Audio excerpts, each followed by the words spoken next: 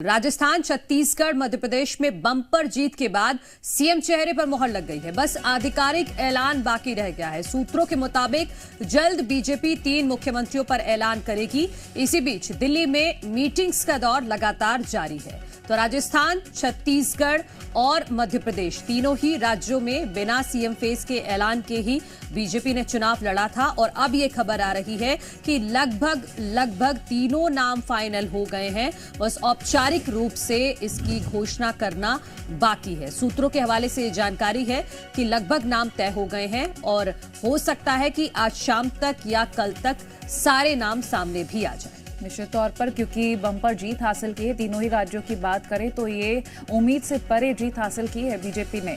और 163 सीटें, जहां अगर हम बात कर रहे हैं मध्य प्रदेश की, तो वहां पर काफी, जिस तरह से बीजेपी ने कहा था 150, लेकिन 163 सीटें हासिल की। बीजेपी ने मध्य प्रदेश, राजस्थान और छत्तीसगढ़ में ऐतिहासिक जीत दर्ज की है।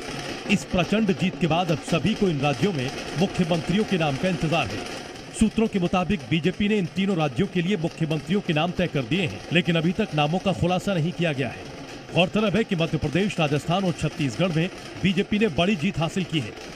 इस बीच राजस्थान में 25 नवनिर्वाचित विधायकों ने वसुंधरा राजे से मुलाकात की है। वसुंधरा राजे मुख्यमंत्री पद की दौड़ में सबसे आगे हैं, जबकि महंत बालकनाथ भी रेस में बताए जा रहे हैं। वसुंधरा राजे से मुलाकात करने वाले विधायक मीडिया से बात करने से कतराते रहे। कई विधायकों ने इसे शिष्टाचार मुलाकात बताया।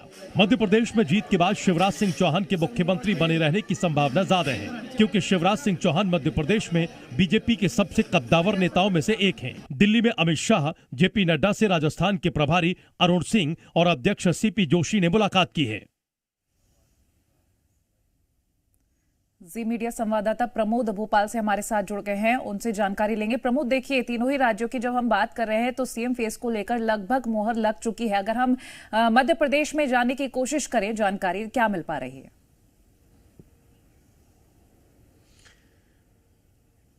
देखिए, एमपी में या तो बदलाव करना है या फिर बरकरार रखना है, या मोहर नहीं लगानी है, क्योंकि यहाँ ऑलरेडी सीएम शिवराज काबिज हैं और लंबे समय से हैं, और जिस तरीके से उन्होंने प्रचार किया है, और अब या तो उन्हें बरकरार रखना है, इसकी संभावना बहुत ज़्यादा है, और यदि दूसरे नामों को तय करना है तो बहुत सारे नाम हैं।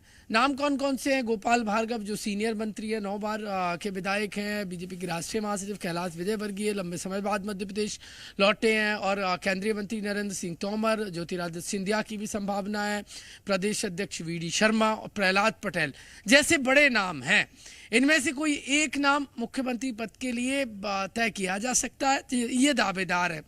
अब देखिए, मुझे नहीं लगता ज़्यादा कोई बड़ी रेस होने वाली है, लेकिन सबके अपने अपने राजनीतिक, देखिए, महत्वाकांक्षा होती हैं, इसीलिए कवायद चल रही है।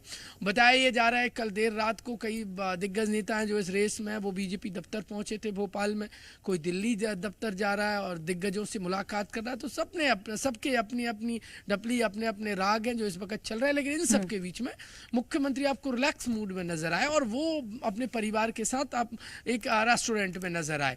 तो कुल मिलाकर अब बम्पर जीत बीजेपी की हो गई है, और अब जो रस्साकसी है, जो काउंटडाउन है, वो सीएम की ताजपोशी के लिए है कि मध्य प्रदेश का आगामी मुख्यमंत्री कौन। संकेत कुछ हद तक मिल चुके हैं, और जो जिसका राज है वही बरकरार रहने की संभावनाएं भी हैं।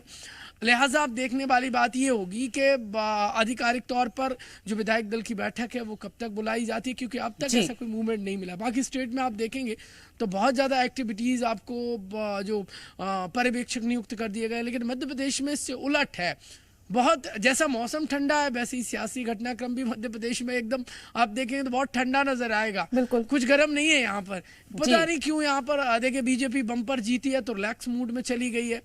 अब इस रिलैक्स मूड के बीच में सरकार बनाने की कवायद, जो संभावना है वो आज से तेज हो जाएंगी, क्योंकि कल जो मुख्य सचिव है वीरा राणा, उन्होंने राजभवन पहुंचकर राज्यपाल से मुलाकात की, और आगामी सरकार के गठन को लेकर, शपथ ग्रहण को लेकर हो सकता है बातचीत हुई हो, और मुख्य सचिव बनने के बाद उनकी क्या प्रायोरिटीज हैं उसको लेकर बातचीत है।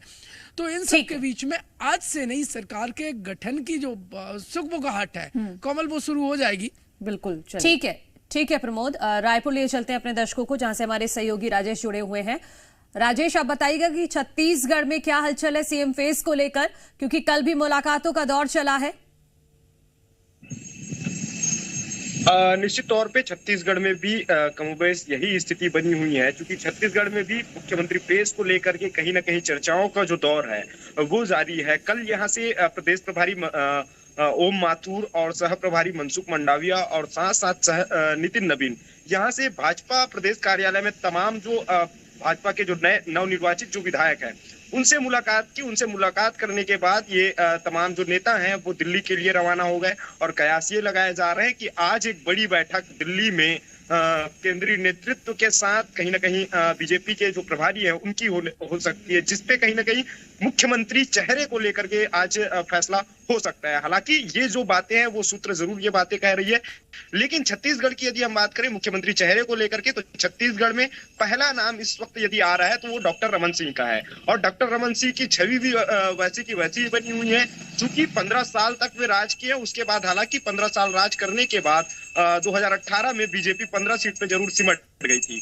लेकिन वहीं अभी की हम बात करें 2023 की, तो अभी चूंकि ओबीसी चेहरा माने जाते हैं अरुण साव, वर्तमान में प्रदेश अध्यक्ष भी हैं, तो उनके चेहरे पे कहीं ना कहीं बात इस वक्त निकल के आ रही है। और साथ साथ यदि हम आदिवासी चेहरे की बात करें तो आदिवासी वोट बैंक भी काफी प्रभावी रहा है और महिलाओं ने भी बढ़ चढ़ कर 2023 के विधानसभा चुनाव में हिस्सा लिया है, जिसकी वजह से भाजपा इस वक्त सत्ता पे काबिज होते हुए नजर आ रही है। तो ऐसे में कयास लगाए जा रहे हैं कि लता उसेंडी इस वक्त कहीं ना कहीं वो भी सीएम चेहरा हो सकती है। फिलहाल कयासों के दौर जारी है, आज बैठक हो सकती है, उसके बाद किसी तरह के जो नाम है वो सामने आ सकते हैं। लेकिन इन बैठक के बाद एक विधायक दल की भी बैठक होनी है, केंद्रीय संसदीय दल की बैठक होनी है, पर्यवेक्षक नियुक्त किए जाने, उसके बाद कहीं ना कहीं जो विधायक दल की बैठक है उसका डेट डिक्लेयर होगा, उसके बाद सीएम के चेहरे का ऐलान हो सकता है। ठीक है राजेश, आप नजर बना के रखेगा।